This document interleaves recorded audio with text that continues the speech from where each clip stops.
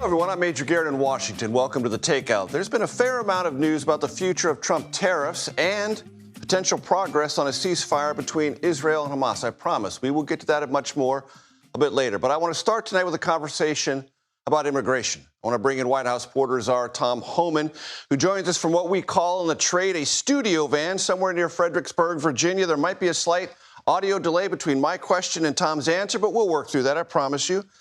Tom, thanks for joining us. Can you confirm reports that last week, top White House advisor Stephen Miller ordered a new target of 3,000 immigration arrests today, and in that meeting expressed frustration with the current pace of enforcement actions? Well, yeah, I'll confirm, Steve, Secretary Homan, and myself. I've been saying since, the first month of this operation that the numbers are good. The arrest numbers on the interior enforcement operation, they're good. They're a lot better than the Biden administration, but it's not good enough. I mean, ICE was, during the most horrific 4 years of historic illegal immigration, ICE had the lowest numbers of arrests and removals in the history of the agency. At the same time, you had unprecedented illegal entry on the border. So I need more numbers. I've been saying the numbers are good, better than Biden, but they're not good enough. There are, like, for instance, there are over 600,000 illegal aliens with criminal records walking the streets of this nation. So arresting, several hundred a day isn't enough. So, yeah, we got to vastly increase that. I've been behind it for months. Steve Miller agrees and Secretary Noem agrees. We're all on the same page. We need more. Tom, at that pace of 3,000 arrests a day, would that triple the current rate? And is that attainable? Well, certainly attainable. We got plenty of, it's a target-rich environment. Like I just said, we got over 600 criminal illegal aliens walking the streets, and it's. I mean, do you have the resources to do it? I guess is what I'm getting at, Tom. Do you have the resources to do it? Yeah, we've added. We certainly have the resources. Not just ICE out there now. We got DEA, FBI, ATF, U.S. Marshals. It's all a government effort that President Trump came up with, and we've just added a lot more teams. We're going to have up to 1,000 teams out there on the streets, which is a lot more teams than we had in the past. We added additional targeting to give more information on where these people can be found. So we've increased targeting, we've increased teams, we've increased assets. So yes, it's certainly attainable.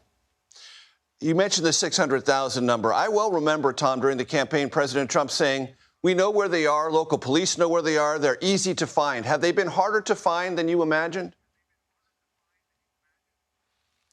Well, sanctuary cities, they're a roadblock. They're a speed bump, right? Because rather than arresting a bad guy in a county jail where it's safe for the alien, safe for the officer, and safer for the community, sanctuary cities release them into the community. Now we got to go find somebody that don't want to be found.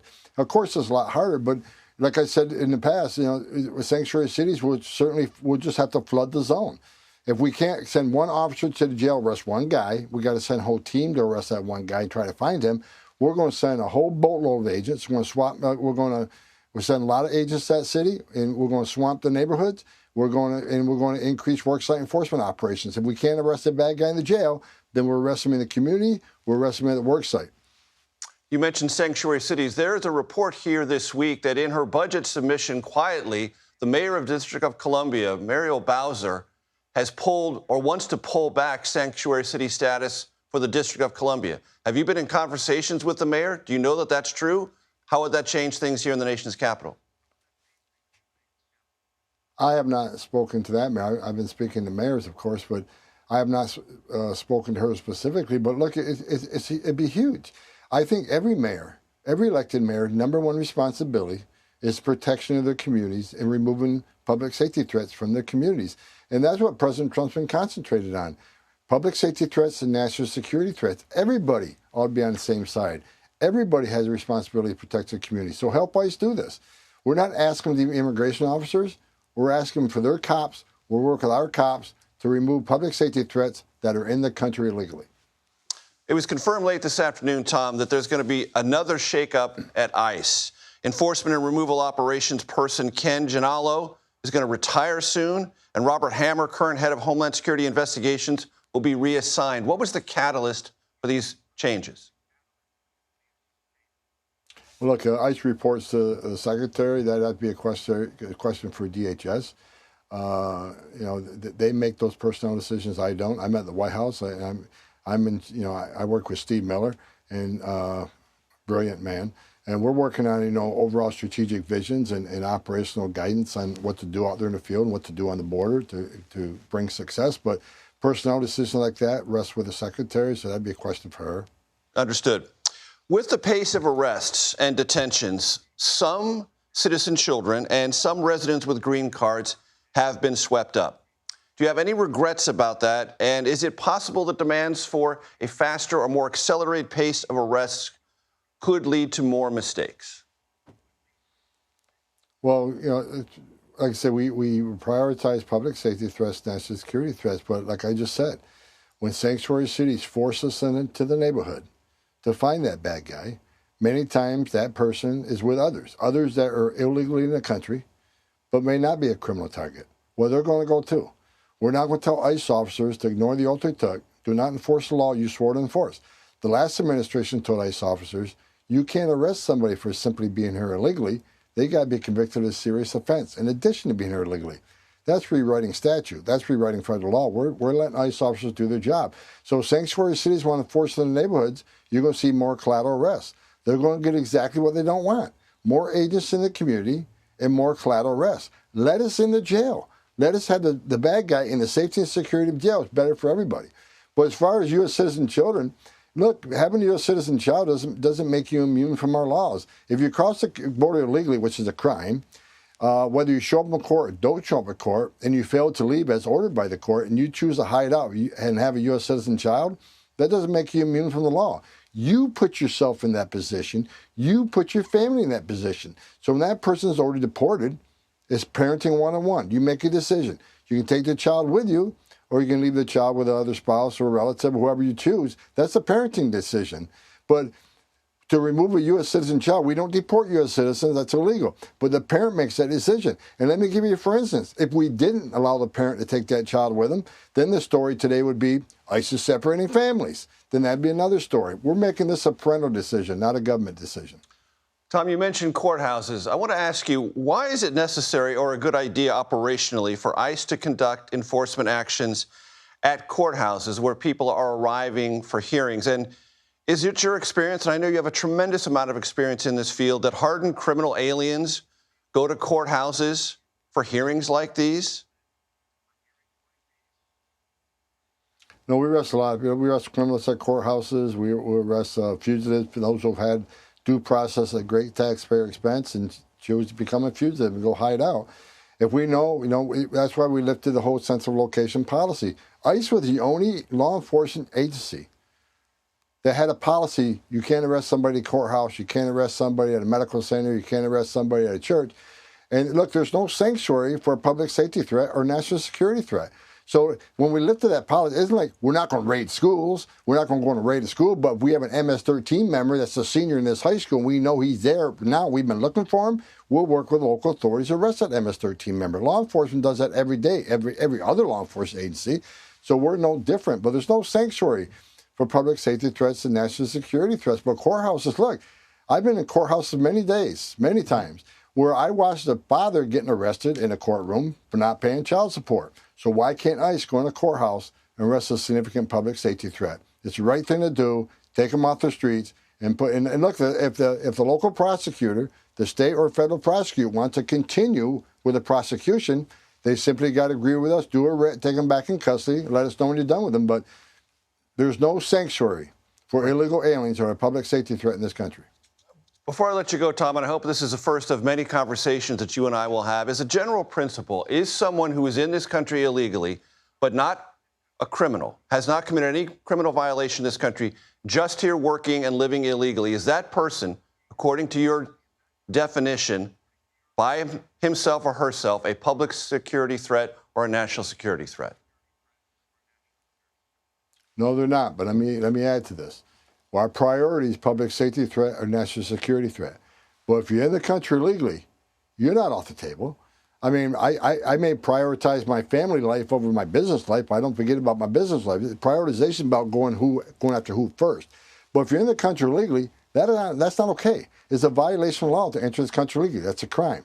So if you're in the country legally, you got a problem. That's why we're pushing the CBP Home app to go on your own. Make your arrangements. plan your departure. We'll work with you. We'll give you a plane ride. We'll give you money to help you down there. But you can do the CBP Home app and get your matters in order. Mm-hmm. Much more humane process, and we'll help you. But if you go make us come find you and put you through this whole process at great taxpayer expense, right, and formally remove you based on a court order, then there are statutory bars placed against you. Right. Where you can't come back to the country, take advantage of a tourist visa or visitor visa, or maybe have a U.S. citizen child that can petition for you for someday. Make those legal avenues open to you and leave on your own. Tom, we'll continue this conversation. I hope you'll come back. Thank you, sir. I appreciate you. Now, as promised, I'm going to turn back to immigration and bring in Camilo Montoya-Galvez. Camilo, great to have you. Welcome to the Conversation Corner. Thank you. What did you hear from Tom Homan that either did or did not comport with what we're seeing actually playing out? How about on courthouses and enforcement actions there?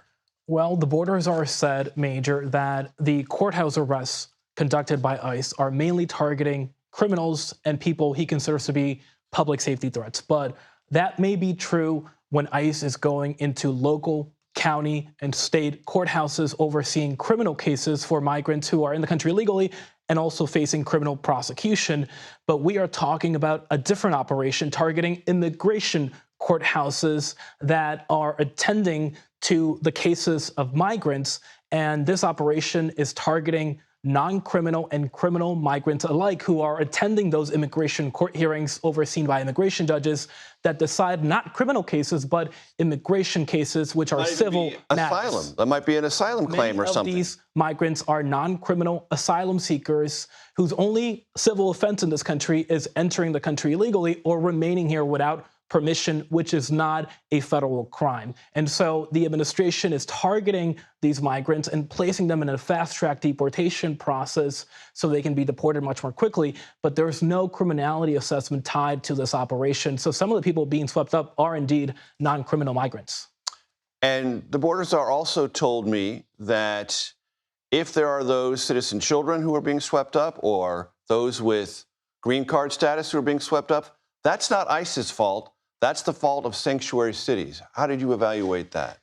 Well, what the border czar is arguing is that just because somebody has a U.S. citizen child in the U.S., that does not protect them from deportation if they are in the country illegally. And the administration is targeting some families that include U.S. citizen children and arguing that the parents are deciding to take their U.S. citizen children with them because ICE has no legal authority to deport American citizens. Which he said. That's right. But what advocates are arguing is that the administration is not adequately informing migrants of their rights and the obstacles that some of these children could face in coming back to the U.S. Legally, they have to be able to come back to the U.S., but we're talking about children, and their parents are now facing multi-year bans from re-entering the country and obviously cannot come back to the U.S. with their children. And very quickly, Camilo, when the White House orders 3,000 arrests a day, what does that begin to look like? It was really striking to hear the border czar say that that number is achievable because just to put it in perspective, Major, during the last year of the Biden administration, fiscal year 2024, ICE averaged about 300 daily arrests. And right now, ICE is averaging about 700 daily arrests. So going from 700, the current average, to 3,000 arrests would be an unprecedented expansion of immigration enforcement in this country that many experts say is not possible with the current staffing and resource levels. But of course, Homan is right that now ICE is getting help from agencies like the FBI, ATF, DEA, and Customs and Border Protection alongside the IRS and other federal agencies. So yes, ICE is getting more help from across the government, but this is still a very significant and ambitious goal. Camilo Montoya-Galvez, thank you so much. I appreciate it.